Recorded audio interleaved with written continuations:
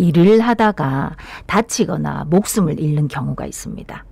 그러면 그 가족들은 정신적인 고통에 경제적인 어려움까지 처하게 되는데요. 그런데 산재 피해자 가족들을 향한 세상의 시선 또한 따스하지 않다네요. 산업재해가 사회적 재난이 되는 산재 피해자 가족들, 실질적인 지원이 이루어져야 되지 않겠습니까? 오늘 자세한 이야기 들어보겠습니다. 네, 희망시의 김호규 노동인권사업국장 전화 연결돼 있습니다. 국장님 안녕하십니까? 안녕하십니까? 네, 안녕하세요. 사단법 희망시에서 노동인권 사업을 진행하고 있는 김호규라고 합니다. 네, 산재, 산업재해, 피해 당사자뿐만 아니라 피해자 가족에게도 큰 고통이 된다. 여기까지는 뭐 다들 공감하실 것 같은데 구체적으로 뭐 어떤 고통을 겪게 되는지 사례가 있다면 좀 말씀해 주셔도 좋을 것 같아요. 일단 구체적인 사례는 이제 아마 조금 이제 말씀드리기가 이제 저희도 좀 이제 애매해서 하기도 조금 애매한, 예, 조심스러운 감이 있어서 이제 말씀드리기는 조금 어렵고요. 일단 산재 상황이 이제 발생하게 되면 일단은 이별의 준비가 되어 있지 않은 가족들에게 이제 갑작스러운 가족 구성원의 죽음은 그 자체가 이제 막막함으로 다가오게 됩니다. 그리고 뭘 해야 될지 이제 전혀 알지 못하는 이제 산재라는 처음 겪어본 상황을 접한 이제 어려움이 또 있을 수 있겠고요.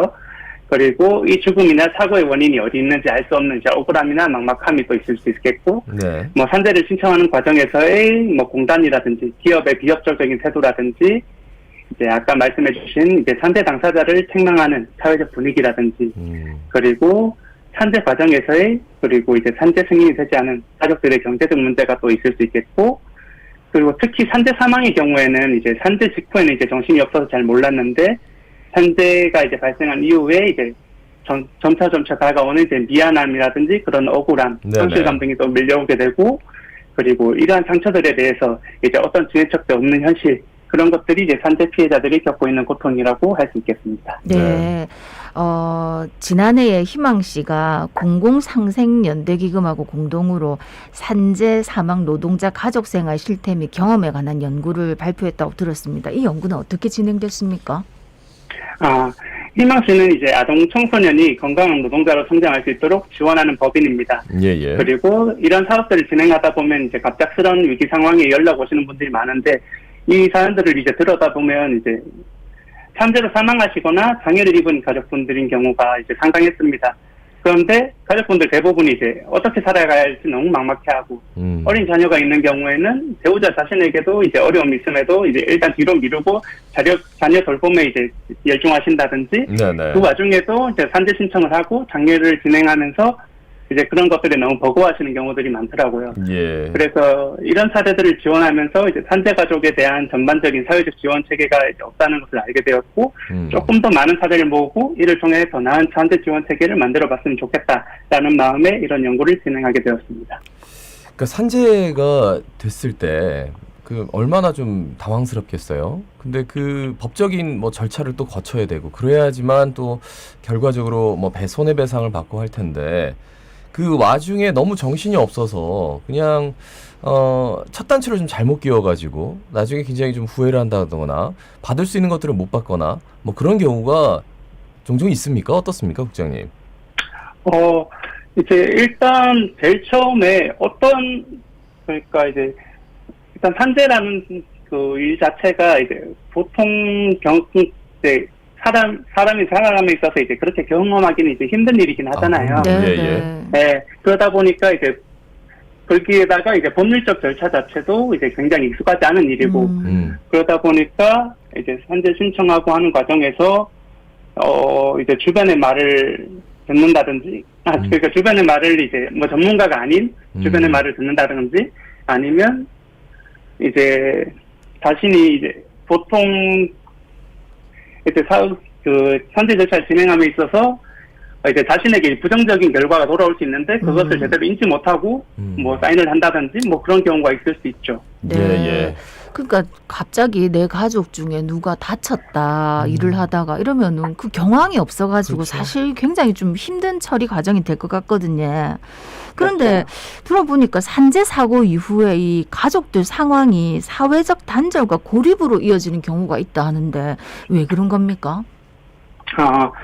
이게 산재 가족들은 이제 산재가 발생한 이후에 이제 아무래도 이제 사회적 상황이 이제 많이 변화하게 되고, 그리고 거기에 따라서 이제 기존의 사회적 관계들과 불편함을 겪게 되는 경우가 있습니다. 예. 이제 주변에서는 이제 걱정하면서 이제 하는 말이긴 하지만, 이제 그런 말에 이제 담긴 편견에 상처를 입게 되는 경우도 있고, 그런 경험이 이제 반복되면 이제 점차 타인이 자신들을 이해할 수 없다고 느끼면서 기존에 친하게 지냈던 사람들을 꺼리게 되는 경우도 생기고, 그리고 이거는 이제 산재 자체가 이제 기존의 관계뿐만 아니라 사회를 인식하는 방식 자체도 변화시키게 돼요.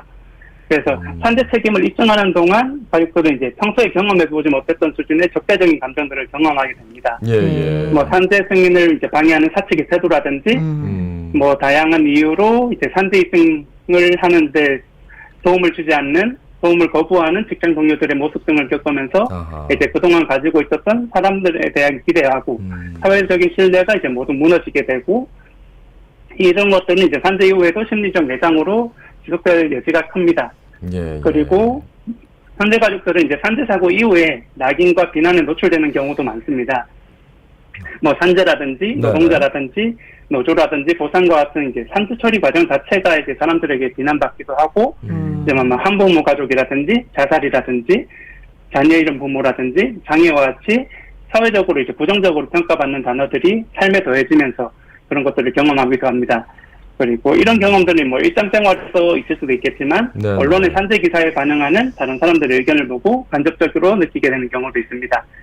그리고 마지막으로 이제 만약에 산재로 인해 이제 장애가 발생했다라고 한다면, 산재 당사자가 이제 장애를 가지게 되면서 사회적 관계나 활동의 폭이 변화하는 과정에서 이제 가족들은 당사자와 함께 활동하면서 사회적 낙인을 경험하게 되고 어려움을 함께 느끼게 됩니다. 그래서 이와 같은 산재 이후에 발생하는 기존 관계와 단절, 사회 인식하는 방식의 변화, 낙인과 비난, 장애 접근성의 부재 등의 사유가 산재 가족들이 사회적 단절과 고립 상황에 빠지도록 할 수 있습니다. 그러고 보니까 한두 가지가 아니군요. 그러면 현재 산재 가족들을 위한 지원 대책이 뭐 있는 상황입니까? 어느 정도 있는 상황인가요? 일단 이제 공적 지원 체계하고 민간 지원 체계가 있습니다. 예. 일단 공적 지원 체계로는 뭐 보건복지부라든지 여성가족부, 고용노동부, 행정안전부에서 이제 진행을 하고 있는데, 뭐 보건복지부의 경우에는 이제 폭넓고 다양한 서비스를 제공하긴 하지만 소득 기준 등의 제한이 있어가지고 산재 가족들이 이제 보편적으로 이용하기는 한계가 있고, 고용노동부의 경우에는 뭐 산재의 법령이 정한 산재 노동자이기만 하면 지원하는 반면에 제공한 서비스가 상당히 한정적이고, 행정안전부의 경우에는 이제 다양한 서비스를 제공하고 있긴 하지만 일회성인 경우가 많고, 다른 지원 체계에 대해서 이제 보충적으로만 제공되고, 그리고 각 지자체별로 편차가 존재합니다. 그리고 이처럼 이제 정부 각 부처에 따라서 이제 제공한 지원 서비스는 각각의 장단점도 있고 많이 있긴 한데, 문제는 이제 어느 서비스를 어떻게 신청할지는 이제 산재 노동자 가족이 직접 정보를 알아보고 선택해서 신청해야 되고, 그러네요. 그래서 이제 서비스끼리 이제 서로 연계되어 있지 않아 가지고 산재 가족의 시간적 여유나 뭐 정보 접근 능력에 따라서 이제 받을 수 있는 서비스의 양이나 질이 크게 차이 나게 됩니다. 네. 아니 말씀하셨듯이 지금 공적 지원 체계가 마련이 되어 있는데, 만약에 우리 가족이 뭐 이렇게 산재 피해를 입었다 이렇게 했을 때도 어디다가 연락을 해야 될지 뭘 받으실지 하나도 모를 것 같거든요. 예. 구체적으로 어떤 대책이 필요하다고 보십니까? 일단 저희는 이제 산재 가족 지원 시스템을 개선하기 위해서 이제 기존 위기자 가족에 대한 지원 시스템을 산재 가족을 좀 포괄하는 방향으로 이제 확대하는 방법이 있을 수 있을 것 같아요. 예. 일단 뭐 현재 건강가정기본법에 재난을 직면한 위기가족 긴급 지원을 규정하고 있고, 근데 이제 그 재난이라는 게 자연재난이라든지 화재나 교통사고 등의 사회재난으로 조금 협소하게 규정되어 있어가지고 산재 가족은 포괄하지 못하고 있는 상황이에요. 그래서 이제 재난의 범위에 산재를 포함할 수 있도록 하는 방안이 일단 있겠고, 그리고 뭐 새롭게 재난가족지원법을 규정해서 이제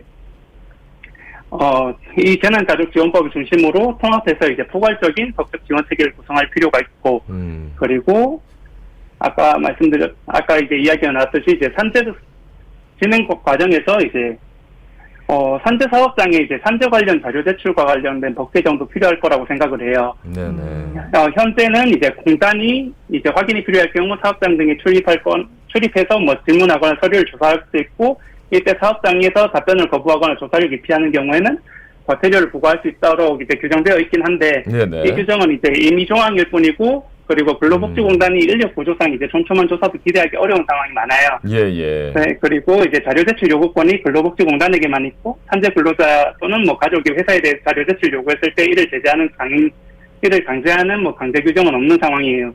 그래서 산재와 신청 과정에 있어서 직접적인 이해관계가 있고 그리고 근로복지공단보다 훨씬 적극적인 산재 승인 훨씬 더 적극적인 산재 승인 신청인에게도 이제 자료 제출 요구권을 부여하고 불응 시에는 신청인의 입증 책임을 덜어주는 방식의 법 개정이 필요하다고 생각합니다. 예. 그리고, 오늘은 말씀 여기까지 들어야 될 것 같습니다. 예. 말씀 잘 들었습니다. 고맙습니다. 고맙습니다. 네, 감사합니다. 자, 희망시 김호규 노동인권사업국장이었습니다.